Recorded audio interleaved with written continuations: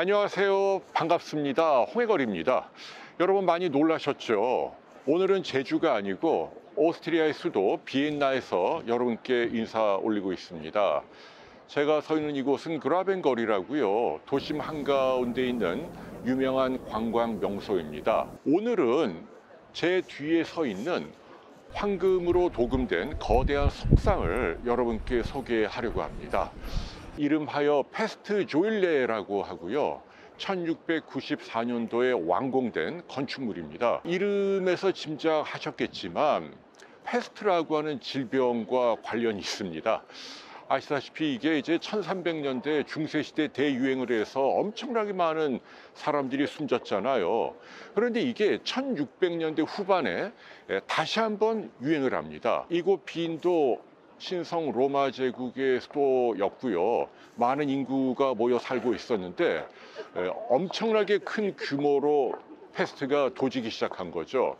그래서 얼마나 많은 사람들이 숨졌냐면 10만 명이 넘는 비엔나 시민들이 숨졌다는 얘기입니다. 자, 이게 어느 정도냐면요. 비슷한 시기에 이 비엔나에 오스만 제국이 습격을 합니다. 그래갖고 이 성벽 주변을 완전히 포위하고요. 한 달 동안 버티면서 전쟁을 했는데 그때 오스트리아 군의 사망자가 4,500명밖에 안 된다는 얘기죠. 그만큼 전염병이 어떤 의미에서는 전쟁보다도 훨씬 더 치명적이었다. 그래서 당시 레오폴트 1세 황제가 전쟁 때로 싸웠는데 전염병이 유행할 땐 이 비엔나를 떠나서 도망을 갔다는 얘기죠. 그리고 소르베라고 하는 저명한 의사에게 방역을 맡겼습니다. 자, 이분이 굉장히 일을 잘해서 감염자들 잘 조기에 격리하고 그다음에 물을 비롯한 위생 환경을 개선해서 수년간에 걸친 각고의 노력 끝에 마침내 패스트 유행을 종식시켰다는 거죠. 그게 워낙 기뻐갖고 황제가 이렇게 거대한 석상을 짓게 하고 황금으로 도배하도록 명령을 내렸다는 얘기죠. 여러분, 그만큼 전염병과 인류의 전쟁은 뿌리가 깊고요. 그리고 여러분도 알다시피 그 전쟁은 지금도 끝난 것이 아닙니다. 얼마 전까지만 해도 코로나와 사투를 벌였잖아요. 자, 오늘 제 핵심은요. 이맘때쯤 특히 65세 이상 어르신들이 꼭 해야 할 일 한 가지 여러분께 소개해 드리려고 합니다.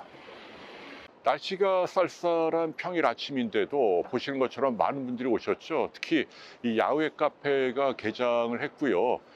도란도란 모여서 커피도 마시는 모습이 굉장히 평화롭습니다. 자, 지금 우리나라도 날씨가 많이 쌀쌀해졌죠. 이렇게 날씨가 추우면 많은 감염 질환들이 유행을 합니다.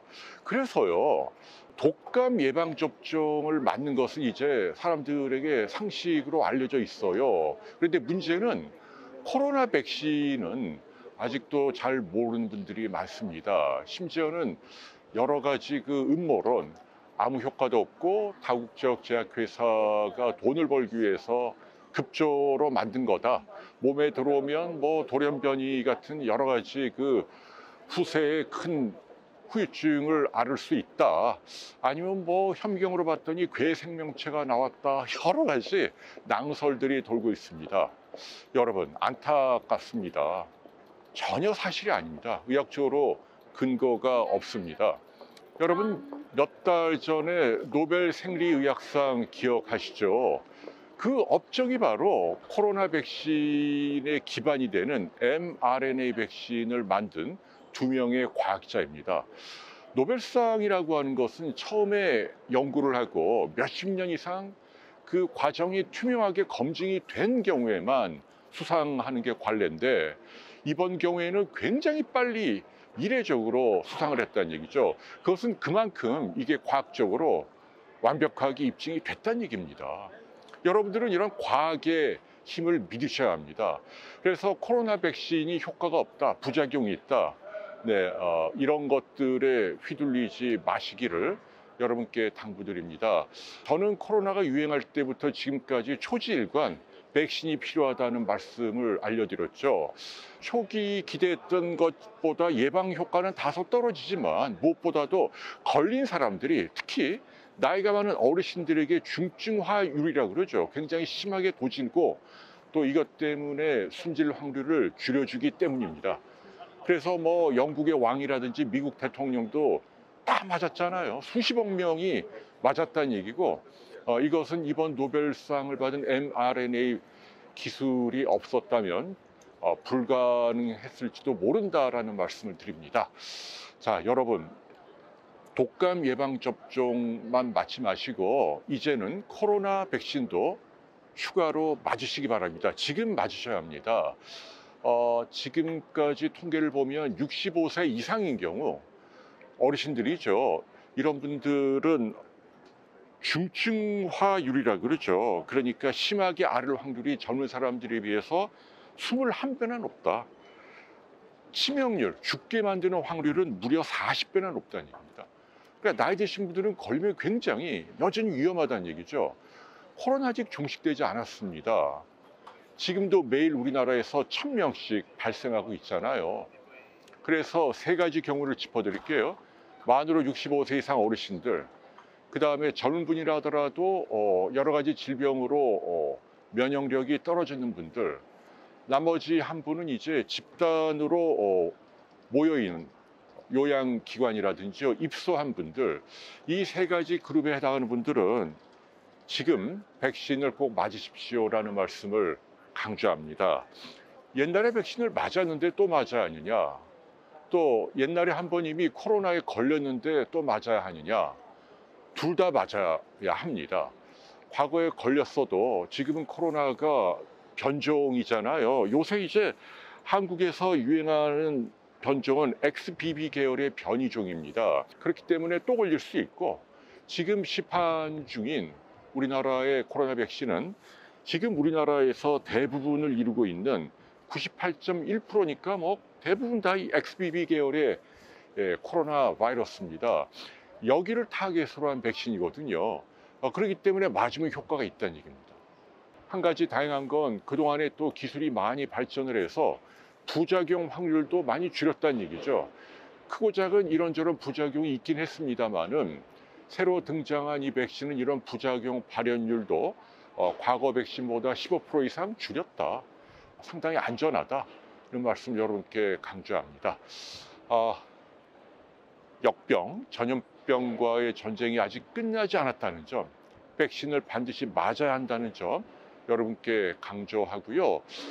독감 백신과 같이 맞는 게 혹시 두 가지가 한꺼번에 들어오니까 위험하지 않을까 두려워하는 분이 있는데 그렇지 않다는 점도 알려드립니다. 연구 결과 두 백신을 같은 날 맞아도 큰 문제가 없다는 게 밝혀졌고, 미국을 비롯한 대부분의 선진국에서도 그러한 접종 기준을 갖고 있다는 말씀 드립니다. 그러니까 기왕이면 지금 이제 보건소나 병원에 가셔서요, 독감도 맞고 그리고 코로나 백신도 맞으시면 만에 하나 내가 걸렸을 때 안전하게 지낼 수 있다는 점 여러분께 알려드립니다. 저는 비엔나를 상징하는 성 슈테판 대성당 앞에 와 있습니다. 정말 웅장하네요. 높이가 100m가 넘는다고 하는데요. 이게 무려 900년 전에 지은 건물이라고 합니다. 여러분도 아시다시피 유럽 도시마다 크고 아주 멋진 성당들이 많잖아요. 사람들은 당시 거기에 모여서 무엇을 기도했을까요? 아마도 전쟁이라든지 아니면 전염병으로부터 내 나라 또 내 가족을 보호해 주소서라고 빌지 않았을까요? 근데 그 소망은 지금도 마찬가지라고 생각을 합니다. 저도 집사람하고 같이 성당에 가서 저와 제 가족 그리고 우리나라, 나아가서는 이 채널을 아껴주시는 우리 구독자 여러분의 건강과 행복을 위해서 기도하도록 하겠습니다. 날씨가 많이 쌀쌀하니까요, 아무쪼록 건강 잘 챙기시기 바랍니다. 여러분 감사합니다. 안녕히 계십시오.